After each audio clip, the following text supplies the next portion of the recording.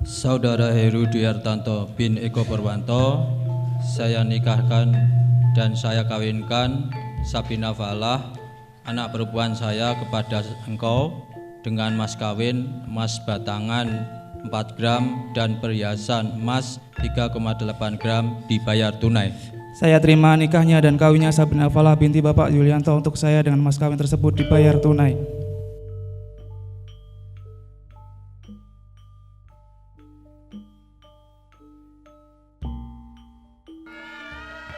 Para priyagung, para sesepuh lan para pinisepuh ingkang satuhu kula bekteni sarta ingkang sinuyudan dening para pabrayan.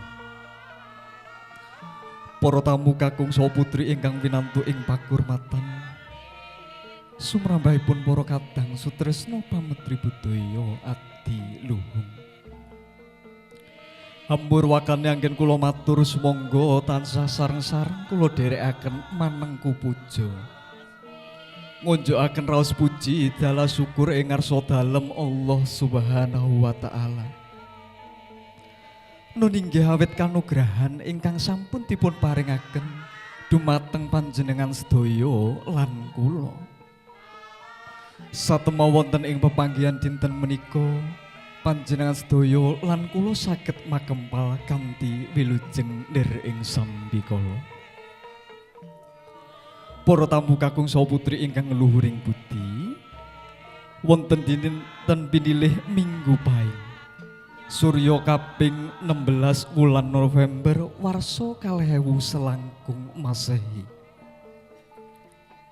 Popo Yulianto miwah Ibu Wiwin Sri Handayani badhe netepi wajibing Sudarmo nenggih badhe ndhawuhaken putra pawestrinipun ingkang asesilih retnaning ayu Sabrina Falah ingkang pidalem saking padukuhan Josraya RT 11 RW 12 Jaten Karanganyar ingkang badhe kajatu krama kalian Bagus Heru Dwi Hartanto putra turunipun Bapak Eko Purwanto miwah Ibu Sutiasih ingkang pidalem wonten padukuhan Bantangan Lor Kelurahan Brosot Kecamatan Galur Kabupaten Kulon Progo. Para tamu kakung saha putri ingkang luhuring budi, panjurung donga pamuji sarta pangestu panjenengan sedaya mawantu-wantu kasuwun.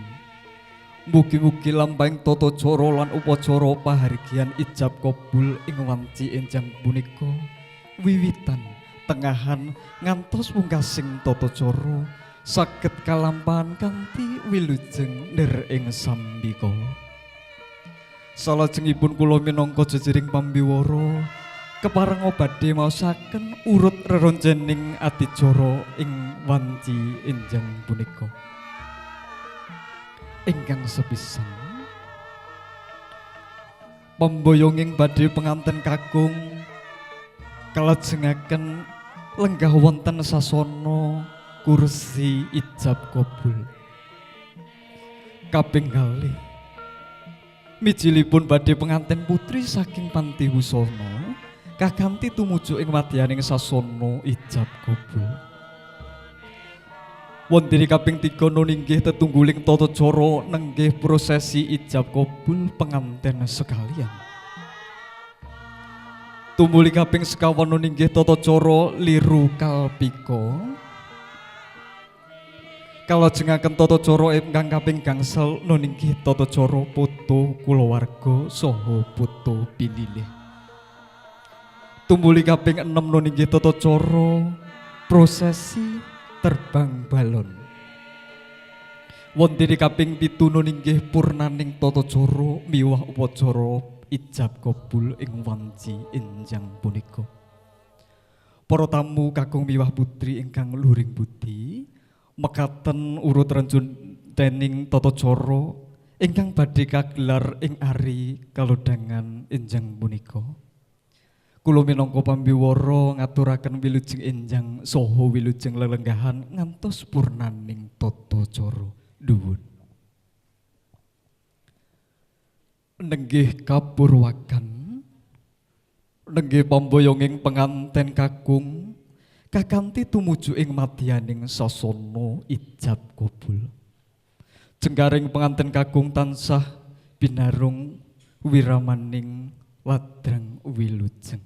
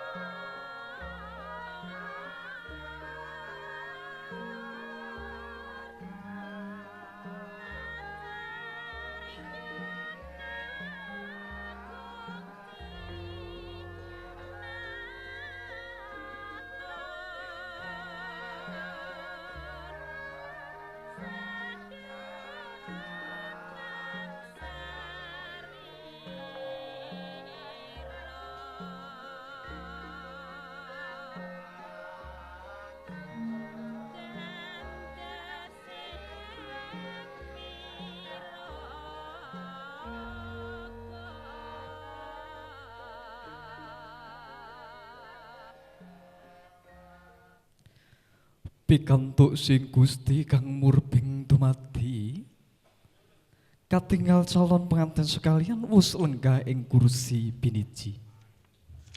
Tumuli badhe kalajengaken tata cara ingkang salajengipun nuninggih tata cara prosesi ijab kabul. Katur dumateng Bapa Penghulu saking kantor urusan agama Kecamatan Karanganyar, wekdal sacekapipun kula sumanggaaken. Tes, matur nuwun. Coba kita lihat datanya dulu. Data nganten kakung dulu. Mas nganten kakung, saya tak bertanya data-data penjenengan. Kamu nama lengkapnya siapa, Mas? Heru Dwi Hartanto. Manggilnya siapa ini? Mas Heru, Mas Dwi?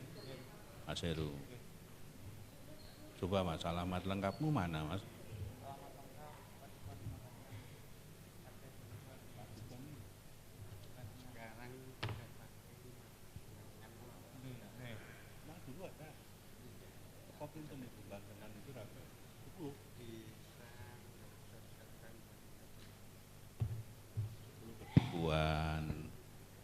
Jadi kelurahan ini merosot ya. Nggih. Kapanewon Galur Kulon Progo ya Mas. Ya. Terus orang tuamu Mas, Bapak Asmo sinten? Ibu? Kamu putra Pak Eko ini nomor berapa? Nomor 2. Emang Pak Eko putranya semua berapa? Ya 2 itu. Kamu yang kecil. Mas Heru, saya Pak Naib, Pak Penghulu dari KUA sini, KUA Kecamatan Karanganyar, bertanya kepada penjenengan itu. Betul kamu berniat menikahi Mbak Sabrina Falah ini? Kamu kok bisa kenal Sabrina, di mana kenalnya? Kantornya mana itu? Kalimantan ya?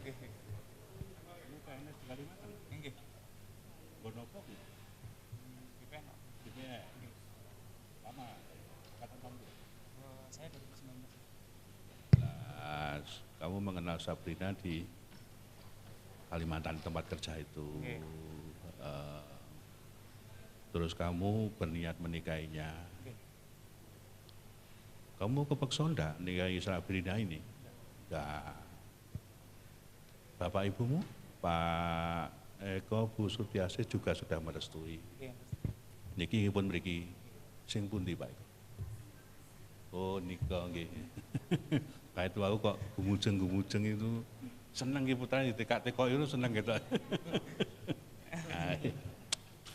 Di Mas Heru, jadi hari ini kamu akan menikahi Mbak Sabrina ya Mas ya. Kamu nyiapin mas kawinnya apa Mas?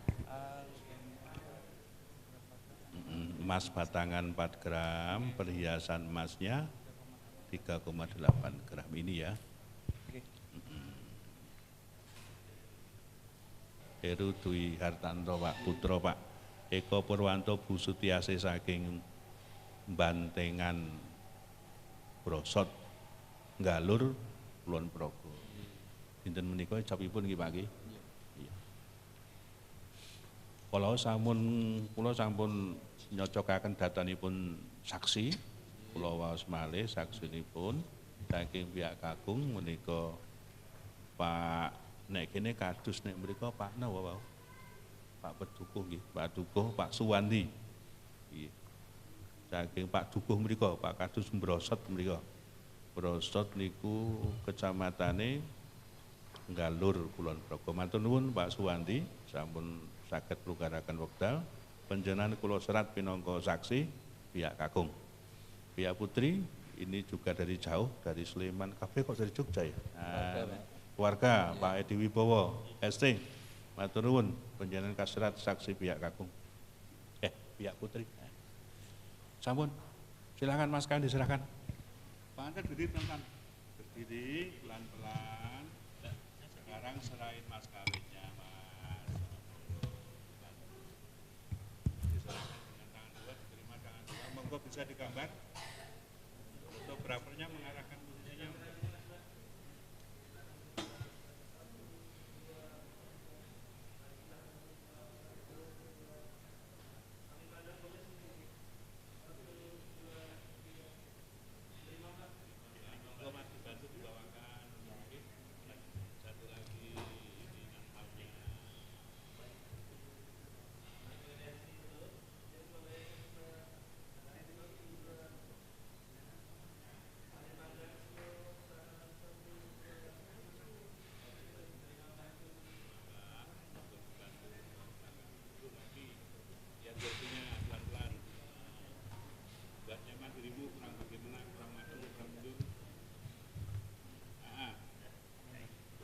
Oke, sekarang kita gladi ijabnya. Nanti ijab itu dari Bapak atau walinya kepada pengantin kakung. Pengantin kakung kalau menghendaki boleh. Jadi ijab itu dari wali kepada pengantin kakung. Prakteknya dengan bersalaman. Nah, kemudian Bapak dulu ijab itu sudah menyiapkan tulisan ki sewengi wis disinau itu, gitu. Nanti setelah itu bisa menjawab boleh baca itu. Perlu diutak-akan betul? Ya, ya. Gitu aja pokoknya. Yang penting yakin, rasa cepet-cepet. Kepada pengantin kakung utamanya ketika ijab kabul itu Mas, kamu hayati itu kabul itu. Dalam hatimu mohon pada Allah pada waktu itu kering doanya. Gitu ya. Cekam.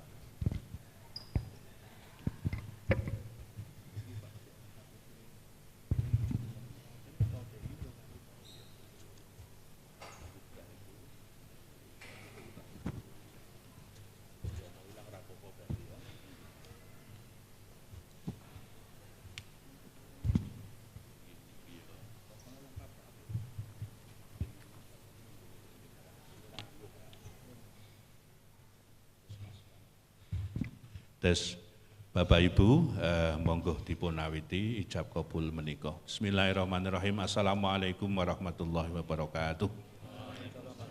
Alhamdulillahirabbil alamin wassalatu wassalamu ala asyrofil anbiya'i wal mursalin sayyidina maulana Muhammadin wa ala alihi wassahbihi ajmain amma ba'd. Nyanipun para pinisepuh, para sesepuh, para pepunden ugi langkung paumyong panganten kakung ingkang saking Padukuhan Bantengan Ler Brosot Galur Kulon Progo Yogyakarta. Paumyong keluarga saking pengantin putri saking Brujul Jaten Karanganyar ugi sedaya ingkang sampun rawuh enjang menika dinten akad tanggal 16 November kalih langkung ing menika Taman Sari Hotel Karanganyar sedaya ingkang kita hormati. Alhamdulillah alamin, monggo sareng-sareng kita dherekaken malih munjukaken syukur dhateng Allah Subhanahu wa taala. Kang saestu ageng rahmat barokahipun dinten menika kita saged pinanggihan wonten ing Taman Sari Hotel di Kabupaten Karanganyar ini. Dan ini lan menika badhe kita enggal kita tindakaken ijab kabul paningkahipun Mas Heru Dwi Hartanto. Nika putranipun Pak Eko Purwanto Ibu Sutiasih. Asli saking Jogja, saking Padukuhan Bantengan Lor RT 21 RW 9. Brosot Galur Kulon Progo Yogyakarta ingkang niat badhe jejodohan anjatukrami kalih Mbak Sabrina Falah nika putrinipun Bapak Yulianto sarjana teknik Ibu Wiwin Sri Handayani dalemipun saking Brujul Kecamatan Jaten Kabupaten Karanganyar. Dinten menika ingkang dipun kersakaken anggenipun badhe ijab kabul lan manggen wonten ing nika Taman Sari Hotel wonten Karanganyar menika sampun samekta sudah siap. Kula naib saking kantor KUA Karanganyar, kalau sampun sawetawis kita tindak pemeriksaan akhir datanipun penganten ugi saksi wali ugi penganten sampun masrahaken mas kawinipun kanthi menika ijab kabul menika sampun samekta sudah siap, monggo kita tindakaken. Utamanya kepada penganten Mas Heru dan Mbak Sabrina kita ingatin kepada panjenengan Mas Mbak nganten ijab kabul panjenengan akan segera kita laksanakan. Di antara semua rangkaian pernikahanmu ini yang paling penting gitu ya. Tuh, oleh karena itu berusahalah untuk menghayati ijab kabul ini. Dalam hati nanti bermohon pada Allah, mudah-mudahan ijab kabul panjenengan betul-betul diridhoi oleh Allah Subhanahu wa taala. Bapak Ibu monggo ijab kabul ningkahipun Mas Heru Dwi Hartanto kalian Mbak Sabrina Falah kita awiti kita bikak kanthi maos basmalah sareng-sareng monggo. Bismillahirrahmanirrahim. Monggo kita maos istighfar sareng-sareng kita dherekaken monggo. Astagfirullahaladzim. Astagfirullahaladzim. Astagfirullahaladzim. Alladzi la ilaha illa huwal hayyul qayyum wa atubu ilaihi. Monggo mau syahadat sareng-sareng kita dherekaken. Bismillahirrahmanirrahim. Asyhadu an la ilaha illallah wa asyhadu anna Muhammadar Rasulullah. Kita waosaken khutbah. A'udzubillahi minasyaitonirrajim. Bismillahirrahmanirrahim. Alhamdulillah. Alhamdulillahilladzi khalaqal insana min sulalatin min tin. Asyhadu an la ilaha illallah wahdahu la syarikalah wa asyhadu anna Muhammadan abduhu wa rasuluh. Allahumma shalli wa sallim wa barik ala sayyidina Muhammad wa ala alihi wa sahbihi ajma'in. Amma ba'd fa ya ayyuhal hadirun usikum wa nafsi bittaqwallah. Ittaqullaha haqqa tuqatih wala tamutunna illa wa antum muslimun. Wa qala Allah ta'ala fil Qur'anil Karim. A'udzu billahi minasy syaithanir rajim. Bismillahirrahmanirrahim. Ya ayyuhan nasu taqu rabbakumul ladzi khalaqakum min nafsin wahidah. Khalaqakum min nafsin wahidatin wa khalaqa minha zawjaha wa bassa minhuma rijalan katsiran wa nisaa wattaqullaha alladzi tasaaluna bihi wal arham innallaha kana 'alaikum raqiba. Qala aidan fil Qur'anil Karim. A'udzu billahi minasyaitonir rajim. Bismillahirrahmanirrahim. Wa min ayatihi an khalaqalakum min anfusikum azwajan litaskunu ilaiha wa ja'ala bainakum mawaddatan wa rahmah. Inna fi dzalika laayatin liqaumin yatafakkarun. Qala an-nabiyyu sallallahu alaihi wasallam ya ma'syaras sabab man istata'a minkumul ba'ah falyatazawwad fa innahu aghaddu lil basari wa ahsanu lil farji wa man lam yastati fa alaihi bisawm fa innahu lahu wija. Uzabi cuka ngalama amarallahu ta'ala bihi min imsakin bima'ruf aw tasrif bi ihsan wa bi qauli nabiyina sallallahu alaihi wasallam an nikahu sunnati paman raghiba an sunnati falaisa minni. Astaghfirullahal adzim. Astaghfirullahal adzim. Astaghfirullahal adzim. Monggo dipun tindakaken ijab. Bismillahirrahmanirrahim. Saudara Heru Diartanto bin Eko Purwanto, saya nikahkan dan saya kawinkan Sabina Falah, anak perempuan saya kepada engkau dengan mas kawin emas batangan 4 gram dan perhiasan emas 3,8 gram dibayar tunai. Saya terima nikahnya dan kawinnya Sabina Falah binti Bapak Yulianto untuk saya dengan mas kawin tersebut dibayar tunai. Saksi. Bapak Ibu sah nggih Pak nggih? Alhamdulillahirabbil alamin. Cekap monggo dipun amini sareng-sareng. A'udzubillahi minasyaitonir rajim. Bismillahirrahmanirrahim. Alhamdulillahirabbil alamin. Hamdan syakirin, hamdan na'imin, hamdan yuwafi ni'amah wa yukafiyu mazidah. Ya Rabbana lakal hamdu kama yanbaghi li jalali wajhikal karim wa li 'azimi sultanik. Allahumma alim bainahuma kama 'alaqta bainal ma'i wattin. Alim bainahuma kama 'alaqta baina atam wa khawa. Wa alim bainahuma kama 'alaqta baina Yusuf wa Yulaikha. Wa alim bainahuma kama 'alaqta baina nabiyina Muhammad sallallahu alaihi wasallam wa Khadijatul Kubra. Barakallahu li wa laka wa baraka alaika wa jama'a bainakuma fi khair. Allahumma jama' bainahuma fi sa'adatin wa rakhain warzuq lahuma bi dzurriyyati lahuma wa lil islami wa lin nasi ajma'in bi rahmatika ya arhamar rahimin. Allahumma rabbana atina fid dunya hasanah wa fil akhirati hasanah wa qina adzabannar wa qina adzabannar wa qina adzabannar. Wa sallallahu alaihi wa ala alihi wa sahbihi wa barik wa sallim walhamdulillahi rabbil alamin. Matur nuwun. Selanjutnya menandatangani dokumennya. Pengantin kakung rumiyin Mas Heru, kamu tanda tangani. Yang pertama terima bukumu ini dulu, silakan di sini sama di sini.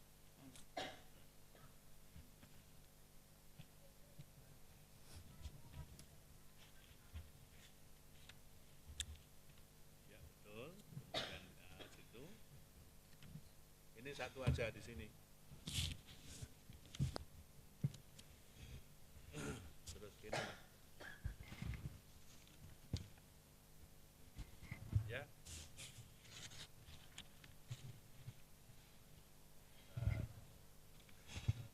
Sudah cukup pengantin Agung, sekarang pengantin Putri. Kamu tanda tangan di sini.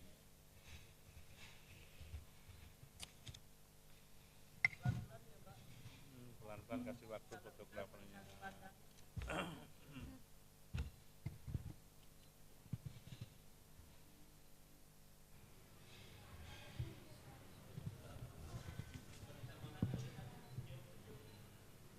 Oke, satu lagi. Kedua itu istri tanda tangan. Ya betul.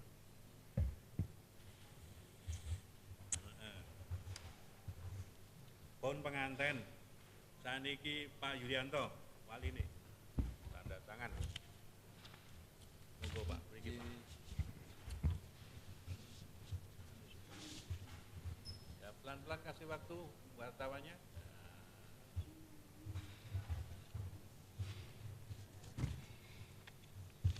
Oke, cekap. Sekarang saksi-saksinya Pak Suwanti, Pak Edi. Pak Suwanti dulu, ya Kakung Rumiyin, monggo. Saksi setunggal. Monggo Pak Edi.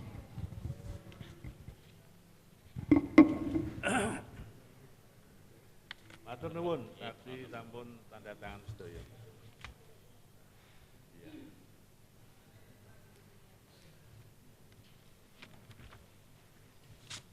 Kita lihat yang lain, kelengkapan tanda tangannya. Oke. Buku nikah kita udah jadi itu.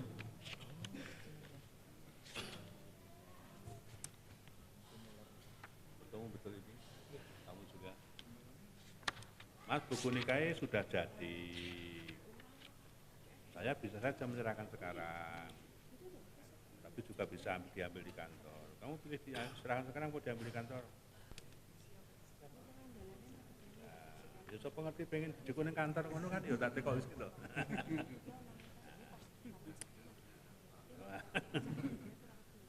Iya.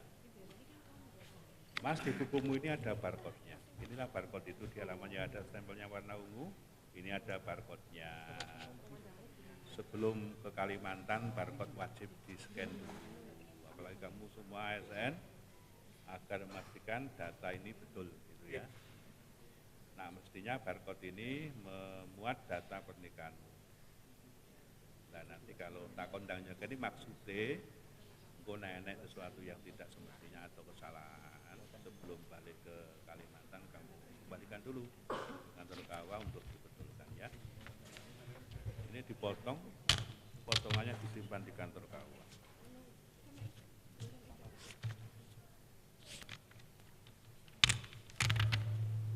Oke, kita tutup dulu. Tes, Bapak Ibu ingkang kita hormati, alhamdulillahirabbil alamin, nika ijab kabulipun sampun rampung. Segede kula tambahi pisan dhateng antenipun rumiyin pada Mas Heru dan Mbak Sabrina. Mas Heru, Mbak Sabrina, alhamdulillah kita bersyukur pada Allah, ijab kabul kamu hari ini sudah selesai kita laksanakan. Hari ini hari yang baik mungkin ya. Bukti ini banyak orang jadi manten dino iki. Kamu yang kedua loh ini. Tadi sebelumnya 5:30 pun ijab nih kulo gitu. Agak telat sedikit karena yang depan juga tidak tepat waktu. Akhirnya sini juga terdampak. Gitu. Nah, ini yang pasangan yang kedua. Kok ini ku nang Aeromike. Nah, hari ini 5 pasang. Sebelum jam 10 kudu rampung. Nah, gitu. Nek gelem sore ngono wae ra apa-apa lah kan enggak mau. Harus pagi semua. Ini kamu sudah selesai ijab kabul kamu, Mas Heru dan Mbak Sabrina. Apa nih ya? Yang penting begini, Mas Heru, Mbak Sabrina. Setelah ini kan kamu di Kalimantan gitu. Mas Heru, kamu sekarang udah punya istri namanya Sabrina itu. Ya. Berusahalah jadi suami yang baik bagi istrimu itu di mana saja, di Karanganyar, di Jogja, teng Sleman, teng Kalimantan gitu ya. Pun ngoten mawon. Nah, pada pengantin putri juga begitu, Mbak Sabrina, kamu sekarang udah punya suami Mas Heru ini. Nah, sama-sama ketemu di Kalimantan. Mungkin neng kono ya terus enek wong Jawa ngono ya ya. Pomo dadi bojone ngono ya timbang itu wong Kalimantan itu wong Jawa nek mulih cedak gitu ya. Alhamdulillah kamu diridhoi orang tuamu pada mengizinkan kamu menikah dan hari ini yang disepakati Mbak Sabrina kamu telah menikah dengan laki-laki namanya Mas Heru Dwi Hartanto. Berusahalah menjadi istri yang solehah kepada suamimu itu di mana saja.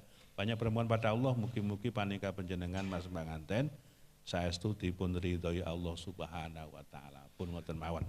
Sebelum balik Kalimantan tadi saya ingatkan untuk memastikan buku nikahmu tidak ada masalah semuanya termasuk barcode-nya terutama. Nek liyane diwaca genah ketok nek salah ketok. Barcode ini tanpa di-scan tidak kelihatan apa salah apa betul begitu. Makanya wajib di-scan sebelum kamu terbang ke Kalimantan sana. Selamat menempuh hidup baru Mas Heru, Mbak Sabrina. Mudah-mudahan Allah meridhoi pernikahan panjenengan. Pun ngoten mawon dhateng pengantenipun. Dhateng ingkang sepuh nika sedaya wonten Pak Eko Purwanto sekalian, Pak Yulianto sekalian, kula matur dhateng panjenengan nika sampun rampung ijab kabulipun putra putri panjenengan. Mas Heru Dwi Hartanto lan Mbak Sabrina Falah. Kekalihipun insyaallah sampun sah anggenipun jejodohan lan menika malah sampun dipun siapaken buku nikahipun saking kanca-kanca KUA Karanganyar. Mangke saged langsung kita aturaken dhateng pengantenipun. Ndedongaken mugi-mugi ninggalipun Mas Heru, Mbak Sabrina pinaringan sae salajengipun bidin bidunya wal akhirah. Makaten kemawon dhateng ingkang sepuh, dhateng ingkang kita serah saksi Pak Suwandi, Pak Edi Wibowo kita aturaken matur nuwun. Ugi dumateng sedaya ingkang sampun rawuh enjang menika di tempat ini. Alhamdulillah matur nuwun ugi dhateng sedaya kita ingkang sampun nenggani ijab kabul menika. Hari ini kita menjadi saksinya pernikahan Mas Heru Dwi Hartanto dan Mbak Sabrina Falah, dan semua kita mendoakan mudah-mudahan pernikahannya diridhoi Allah jadi keluarga yang sakinah mawaddah warahmah. Makaten mbok pilih lan kanthi menika ijab kabul menika cekap. Monggo kita tutup kanthi maos hamdalah sareng-sareng. Alhamdulillahirabbil alamin. Assalamualaikum warahmatullahi wabarakatuh. Pun tinggal dipoto, simbolisnya menerima bukunya. Berdiri. Saksi Alhamdulillah. Alhamdulillahirabbil alamin. Bilih ing dinten menika retnaning Ayu Sabrina Falah sampun pikantuk serat pikukuhing palakrama jinatu krama kalian Bagus Heru Dwi Hartanto. Sepisan malih panjurung donga pangestu sarta pamuji panjenengan sedaya mawantu-wantu kasuwun. Mugi-mugi anggenipun penganten sekalian nglumban bebrayan agung tansah pinaringan kawilujengan saha kabagjan satemah saged dados keluarga ingkang bagya mulya hayom hayem guna lan gunawan.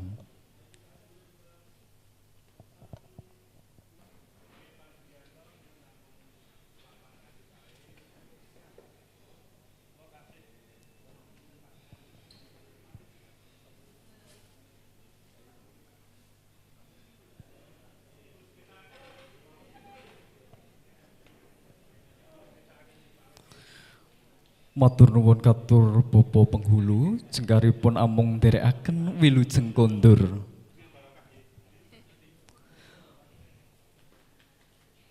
Para tamu kakung saha putri ingkang luhuring budi, tumuli kalajengaken tata cara salajengipun nun inggih liru kalpika.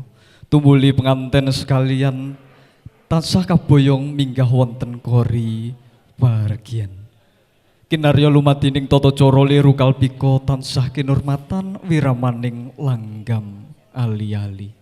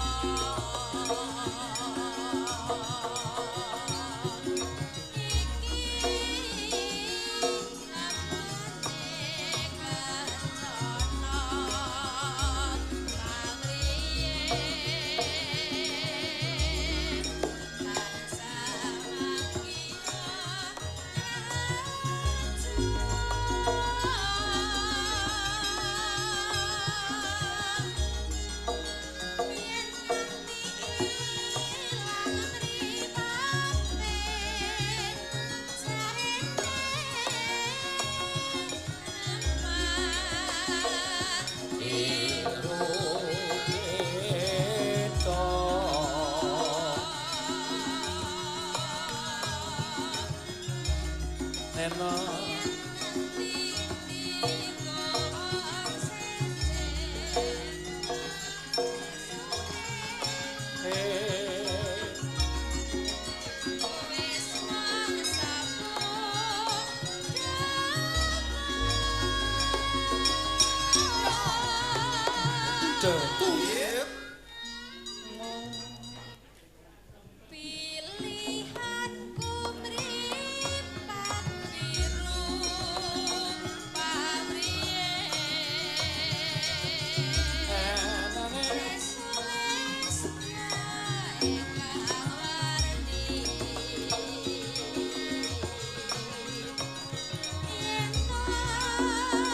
Kaburnu mateng kadang-kadang Hikmaya Wedding Organizer mugi kepareng Om Rano titisaken lampahing tata cara liru kalpika.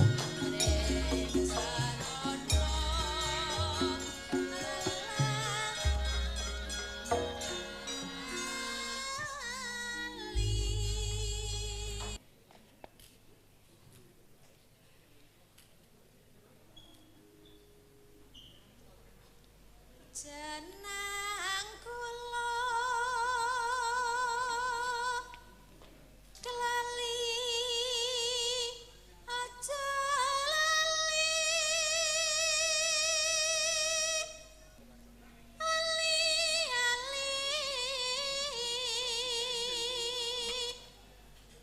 niki sulih kula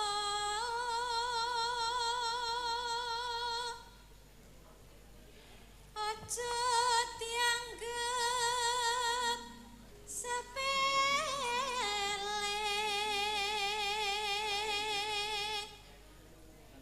kula mboten melu amung ati tansah nggon Deli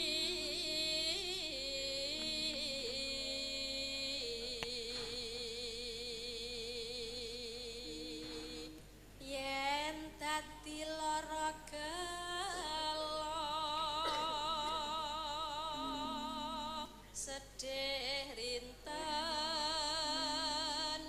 dalu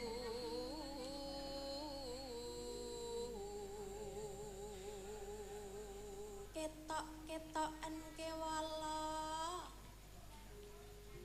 nganti anti besok apa bakal bali yen bali bejo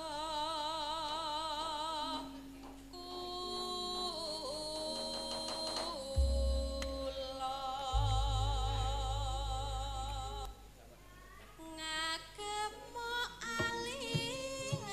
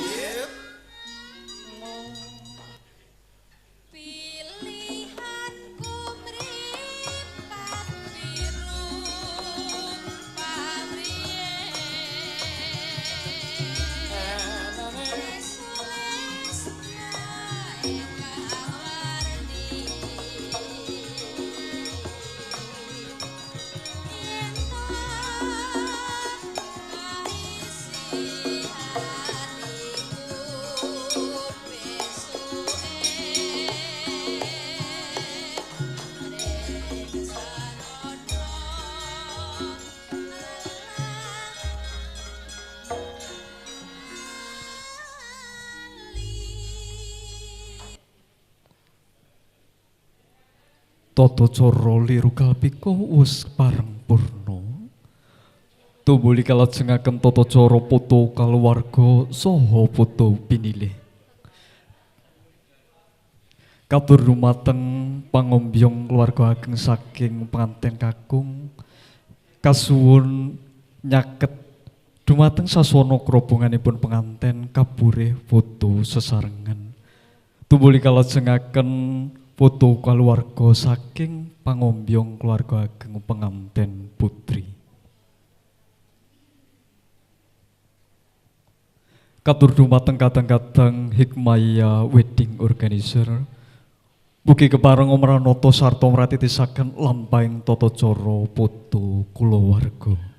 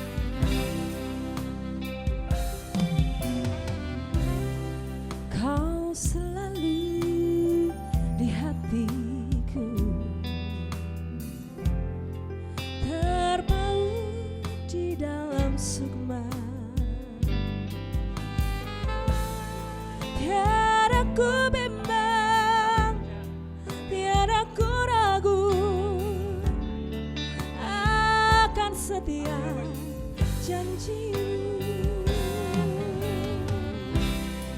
bersemi di dalam kalbu,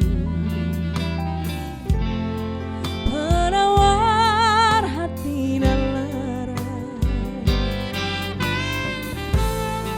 Padamu bintang, padamu bulan, saksi yang abadi. Sambutlah tanganku ini, belailah dan mesra. Kasihku hanya untukmu hingga akhir nanti. Kau selalu di hatiku, bersemi di dalam kalbu.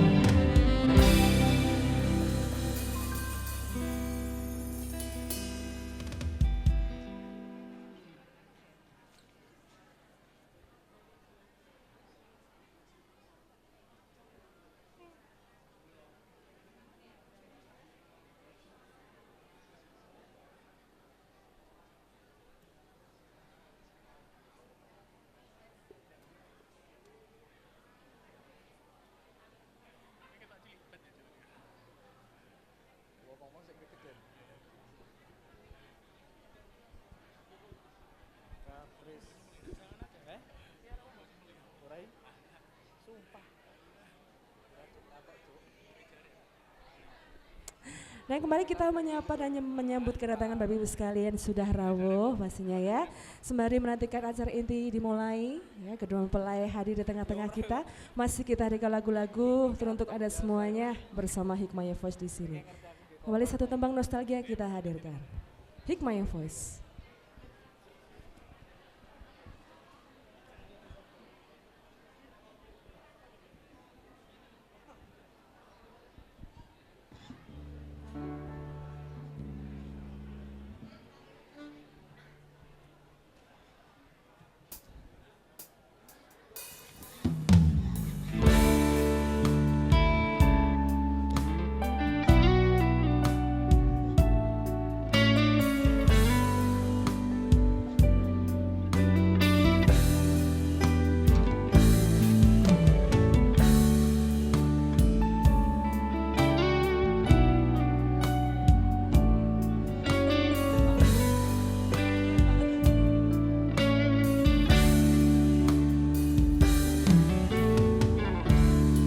Ketika pertama ku jumpa denganmu, bukankah pernah ku tanyakan padamu, kasih Takkan kecewakan kau pada diriku, takkan menyesalkan kau hidup denganku nanti.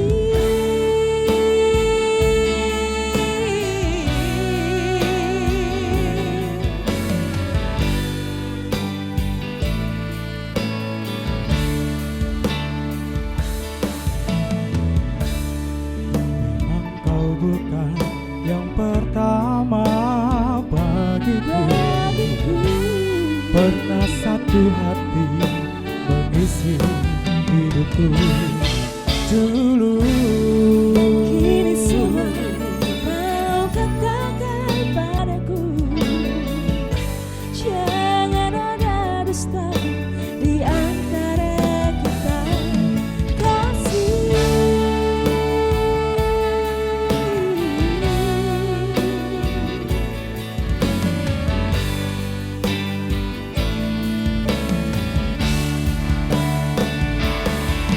Semua terserah padamu, aku begini adanya. Ku hormati keputusanmu, apapun yang akan kau katakan.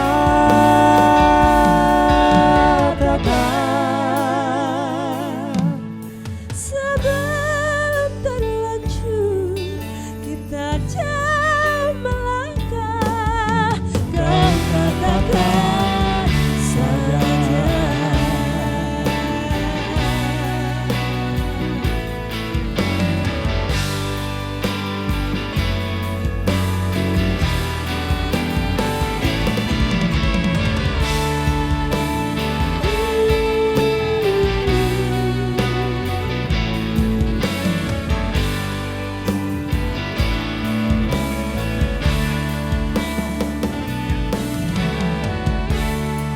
Memang kau bukan yang pertama bagiku.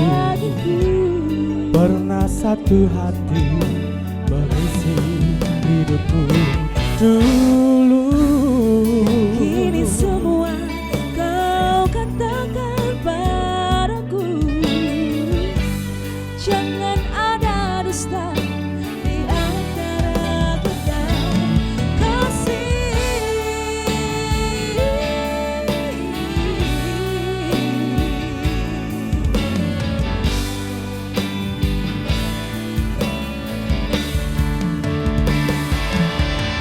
Semua terserah padamu, aku begini adanya.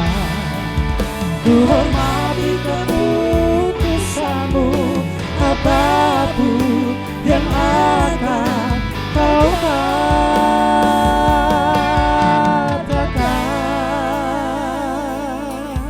Sebelum terlanjur kita jauh melangkah, kau katakan saja.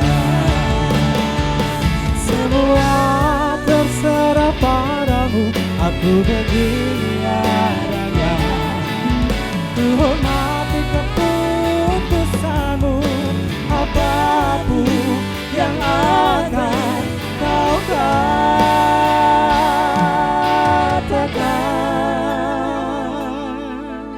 Sebelum terlanjur kita jauh melangkah, kau katakan saja.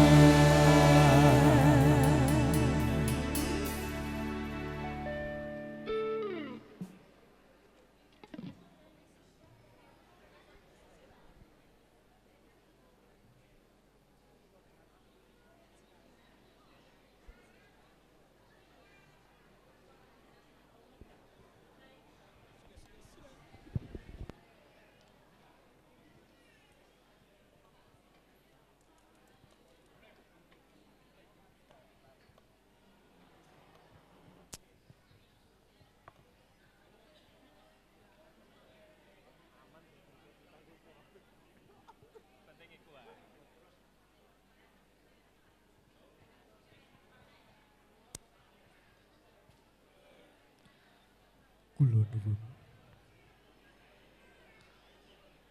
ngaturaken salam pambagi wilujeng mugi tansah katur dumateng sagunging para tamu kakung miwah putri ingkang sampun kepareng rawuh wonten madyaning sasana pahargyan. Mugi saged handayana murih rancaking titilaksana adicara ingkang badhe kagelar wonten ing ari kalodhangan siang punika. Para tamu kakung saha putri ingkang luhuring budi, kula minangka jejering pambiwara wis antuk sasmita saking pangarsaning pahargyan. Pilih tata cara lan upacara pahargyan mantu ing wanci enjang punika badhe kapurwakan. Tumuli katur dumateng kadang-kadang pangripta pita swara kepareng ngomonglaken wiramaning ladrang santi mulya.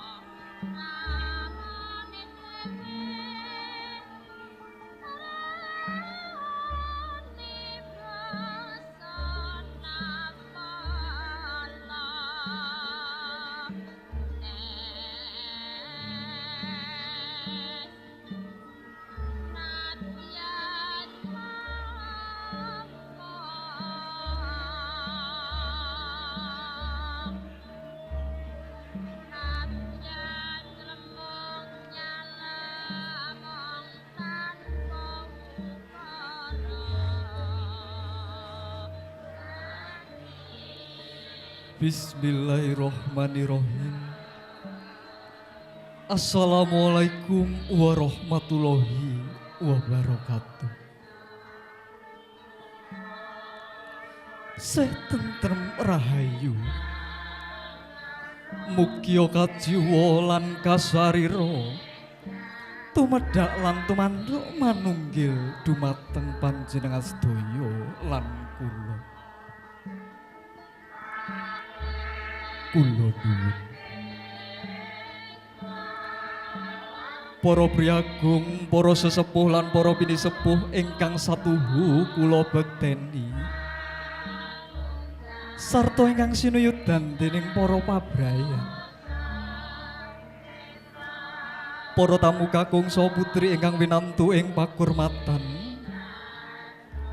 sumrambahipun para kadang sutresna pametri budaya ati luhung.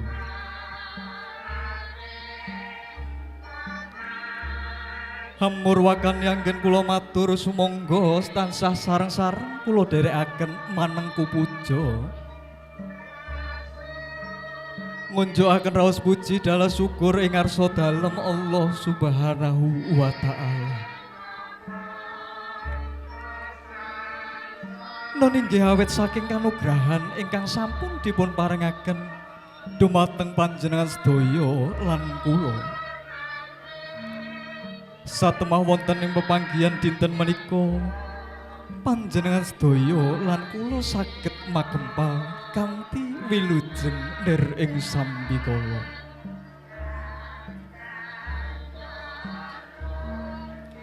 Para tamu kakung saha putri ingkang luhuring budi, wonten ing dinten pinilih Minggu Pahing Surya kaping 16 wulan November warsa 2000 Masehi,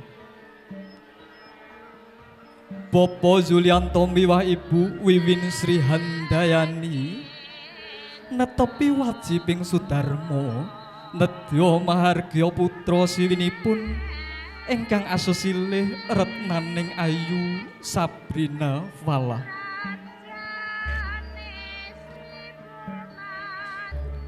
Ingkang pidalem saking Perung Josroyo RT 11 RW 2 Jaten Karanganyar. Ingkang sampun pikantuk surat pikukuhing Palakrama Jinatukrama kalian Bagus Heru Dwi Hartanto, putra turunipun Bapak Eko Purwanto miwah Ibu Sutiasih. Ingkang pidalem saking Padukuhan Bantengan Lor, Kelurahan Brosot, Kecamatan Galur, Kabupaten Kulon Progo.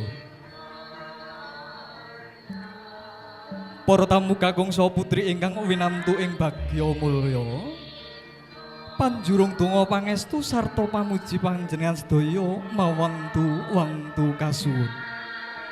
Mugi lampahing tata cara lan upacara pahargyan mantu wiwitan tengahan ngantos pungkasing gati saged kalampan kanthi wilujeng lir ing sambikala. Salajengipun kula minangka jejering pambiwara kepareng maosaken sarta biwarakaken pratelan lampah-lampahipun pahargyan ingkang badhe kagelar wonten ing siang kalenggahan punika. Ingkang sepisan pamboyonging penganten putri saking Panti Busana kakanthi tumuju ing madyaning sasana kursi rinengga.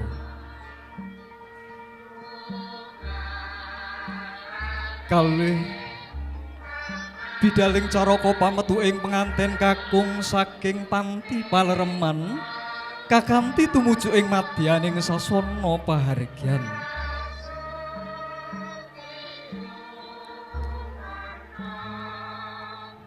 Kaping 3 niki tata cara atur pasrah panampining penganten kakung. Tumuli kaping 51 inggih tetungguling tata cara nenggih panggihing penganten sekalian. Purna tetungguling tata cara panggih kalajengaken tata cara waosan donga pamuji minangka perangan ingkang kaping gangsal.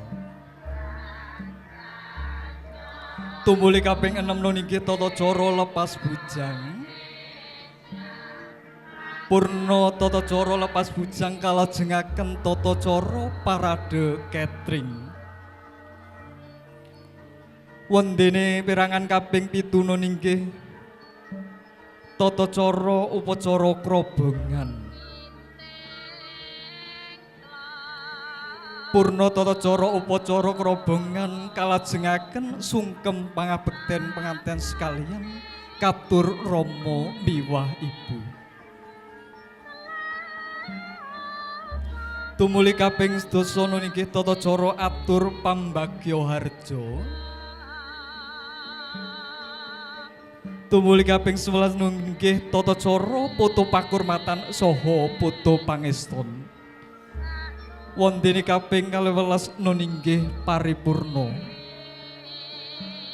Para tamu kakung miwah putri ingkang luhuring budi, mekaten lan sematen menggah lampahing tata cara lan upacara pahargyan mantu ing wanci enjang punika. Salajengipun kula minangka jejering pambiwara ngaturaken wilujeng siang saha wilujeng lelenggahan ngantos pungkasing tata cara dhuwur.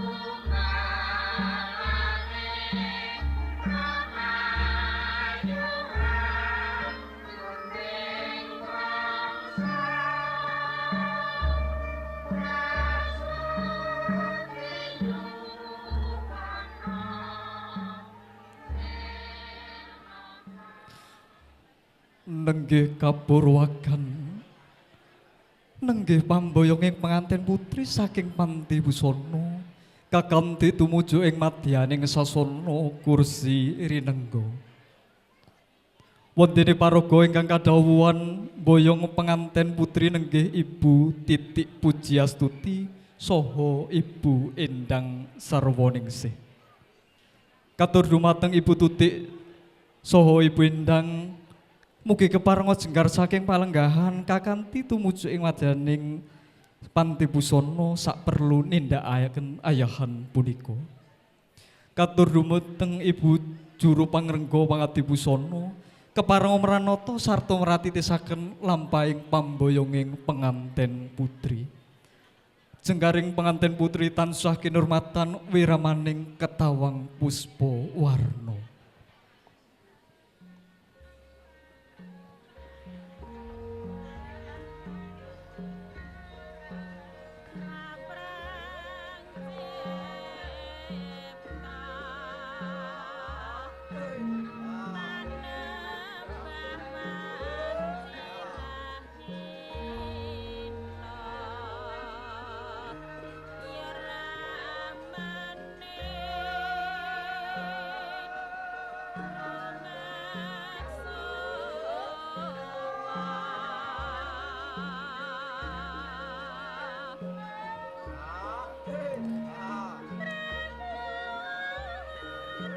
Murwani wiwaraning carita ngungak jagating budaya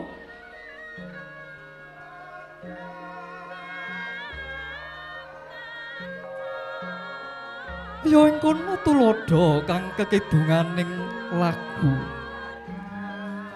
lakon lan pitukoning bumi geni banyu kalawan angin yekti dadi sarana gesanging raga.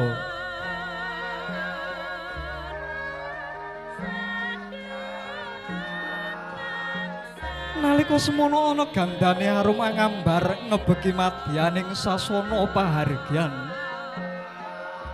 Nuningge retnaning ayu Sabrina Falah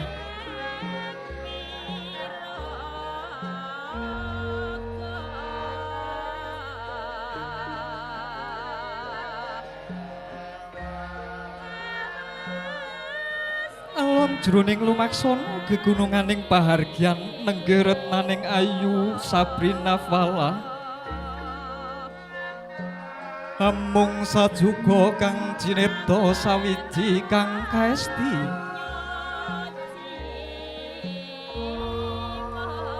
meminta sewilasana graing Gusti kang akarya loka wembo peparing donga pangestunipun para tamu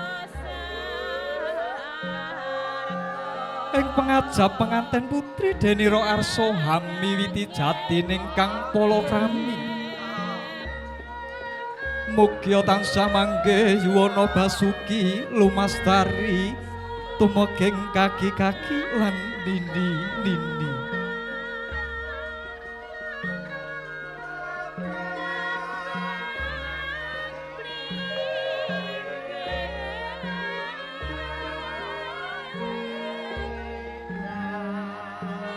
Ing mangkono penganten putri wis prapteng ing kursi rirengga.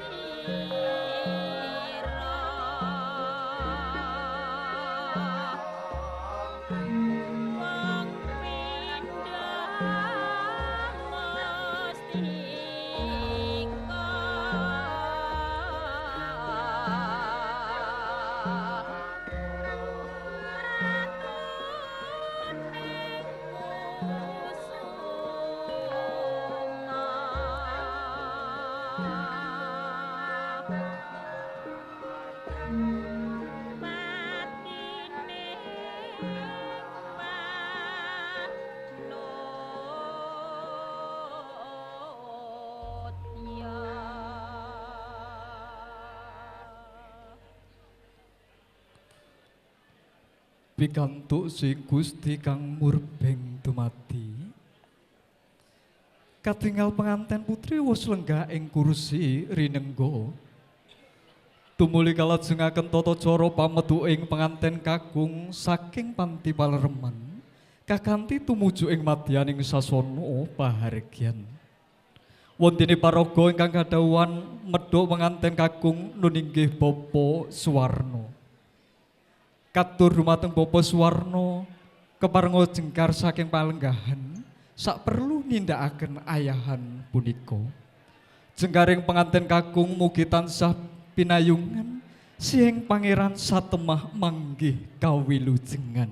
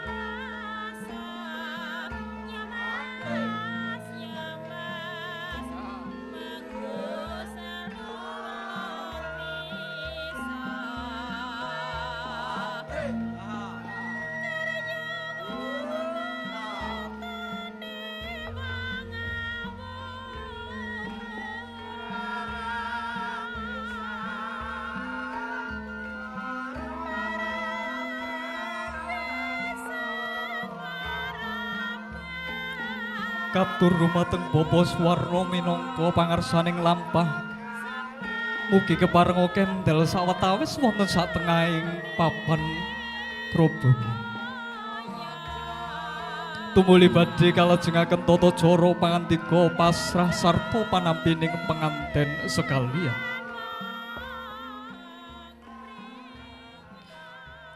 Wondene paraga ingkang kadhawuhan ngaturaken pasrah nun inggih Bapa Sarjidi Sarjana Sosial. Jumenengipun Bapa Sarjidi kaabet dening Bapa Haji Paino saha Bapa Haji Ruswanto Sarjana Pertanian. Dene panampining pasrah kasarira nenggih Bapa Wartoyo. Jumenengipun Bapa Wartoyo kaabet dening Bapa Samiti saha Bapa Bengawan. Satataning tata cara atur pasrah panampining penganten katindakaken kanthi jumeneng aben ajeng. Wontene sampun samekta ing reh samudayanipun sasana miwah pirantos guru swara kula kahaturaken sumangga.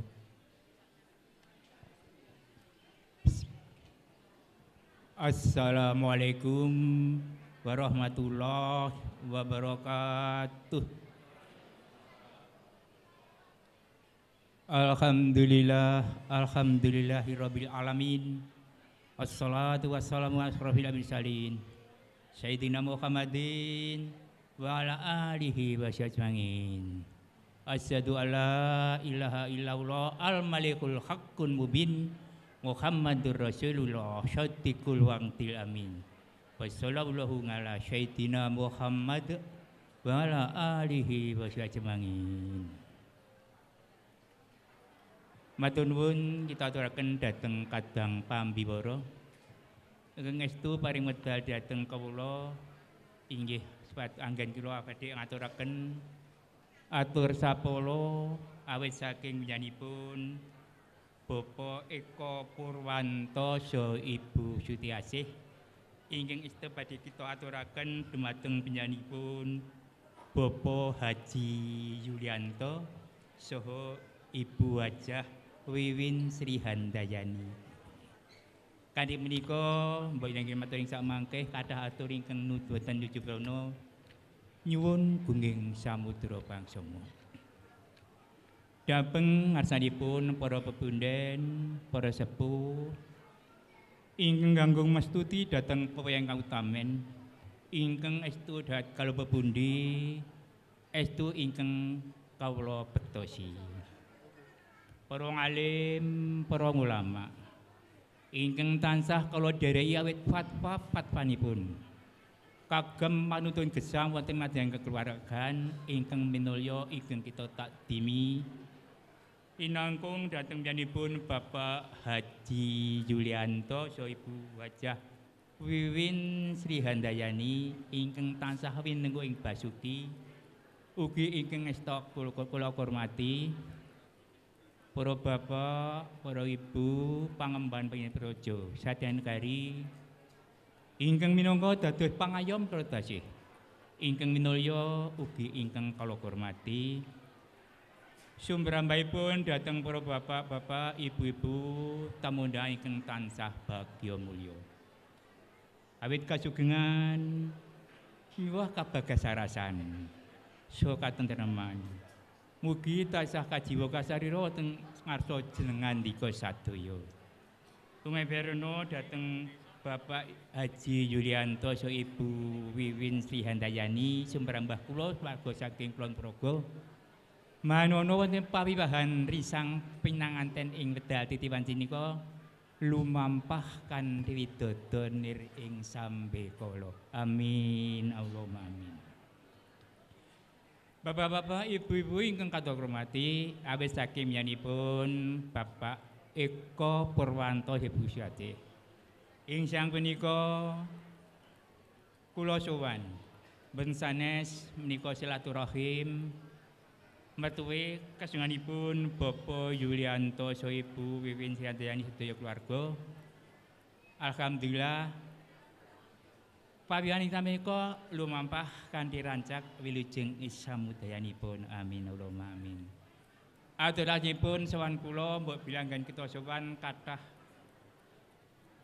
para kadang-kadang keluarga ingkang kirang nuju brana, kirang subhasita nyuwun gungging samudra bangsama. Atur jeng lajengipun awit saking miyanipun Bapak Eko Purwanto saha Ibu Sutiasih ing siang enjang punika nilakaken agunging panu ingkang tanpa pepindhan.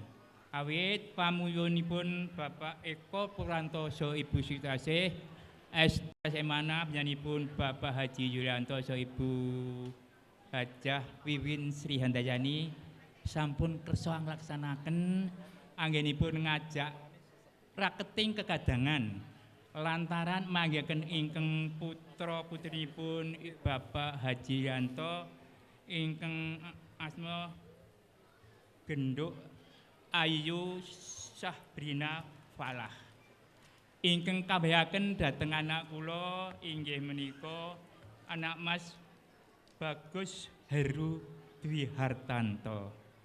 Krana anggenipun ngijam kabulken keng putra kekalih saking nyanipun Bapak Haji Yulianto sampun kalaksanan kala enjang wau jam 6.30 kanthi ridho Allah alhamdulillah lumampah kanthi rancak lancar wilujeng ngasamudayanipun.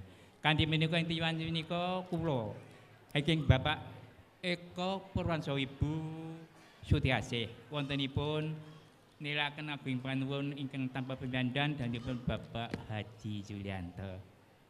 krana sah sampurnanipun kekadangan, sah sampurnipun anggenipun sami jeduduran pantahipun anak Mas Bagus Dwi Hartanto so Gendo Ayu Sabina Falasa, alhamdulillah kanthi menika penyanipun Bapak Eko Rano Soibisate Petitranito kita semanggaaken, kita pasarahaken dumateng ngarsanipun Bapak Yulianto. Monggo masa borong ngipun paring panggula wentah dhateng putra pinanganten Sarimbit lan ing samangke njagi kasengipun sak dangunipun wonten lenggah wonten ing papan mriki ngaten nika nggih. Donga pangestu kasuwun Sang Bapak Eko Purwanto sedaya keluarga.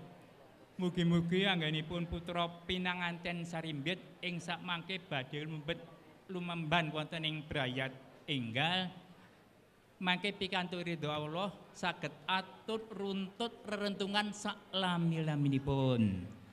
Dados keluarga ingkang sembodo, kasambadan ingkang tansah sinedya, rahayu ingkang tansah tinemu, basuki ingkang taati saged mlebet bali semua kanthi sakinah wawardah warahmah. Amin Allahumma amin. Tadi menika makaten Bapak atur Bapak Yulianto awit atur panuwun saking kadang kula inggih Bapak Eko Purwanto.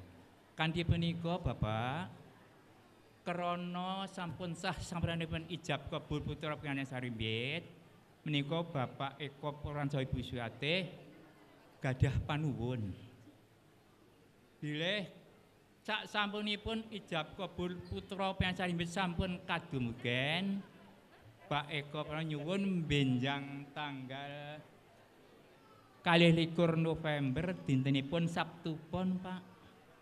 Kasuwun benjanipun Bapak Haji Yulianto so Ibu Hajah Sri Hajah Wiwin Sri Handayani kanthi ikhlas manah kula suwun rawuh dhateng Kulon Progo dhateng gubuk kula nganti putra pinanganten Sarimbit Pak.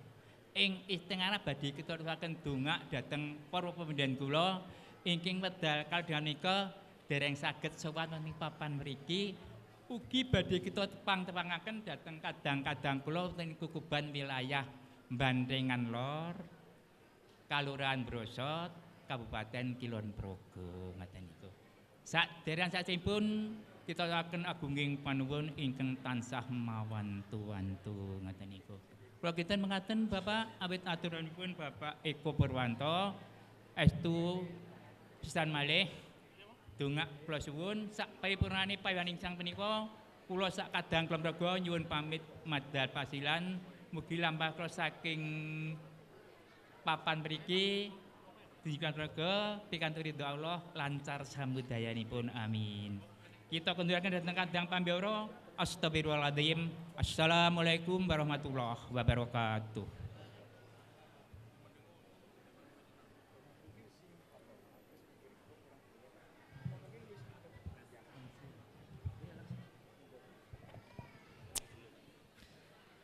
Sampun purna anggenipun atur pasrah saking keluarga pangombyong pengantin kakung tumuli kalajengaken atur panampi pasrah saking keluarga ageng pengantin putri. Wekdal kula sumanggaaken. Bismillahirrahmanirrahim. Assalamualaikum warahmatullahi wabarakatuh. Katentreman kawilujengan saha karasan mugi kumjuk dumateng kula sedaya. Kaluwun panjenenganipun Bapak Sarjiti Sarjana Sosial ingkang dados tulisarya Bapak Eko Purwanto Sarjana Peternakan Magister Pertanian saha Ibu Sutiasih Sarjana Pendidikan ingkang maha luhuring budi, para sesepuh, para pinusepuh ing dahat kinabekten, sanging para tamu kakung sareng ingkang pantes kinurmatan. Nun inggih pasrah panjenengan putra pengantin kakung inggih Bagus Heru Dwi Hartanto Sarjana Hukum Magister Manajemen kula tampi mangke badhe kula ajeng atur nuwun panggih kalian Roro Ayu Sabina Falah sarjana administrasi publik. Mbok bilih salajengipun monggo mewantu-wantu panyuwunipun Bapak Insinyur Haji Yulianto saha Ibu Haja Wiwin sekecak newakenipun lelenggahan ngantos paripurna pahargyan ing siang punika. Mekaten mbok bilih anggen kula nampi kerawuhan panjenengan wonten klenta-klentu atur kula nyuwun samudaning pangangsami. Matur nuwun. Wassalamualaikum warahmatullahi wabarakatuh.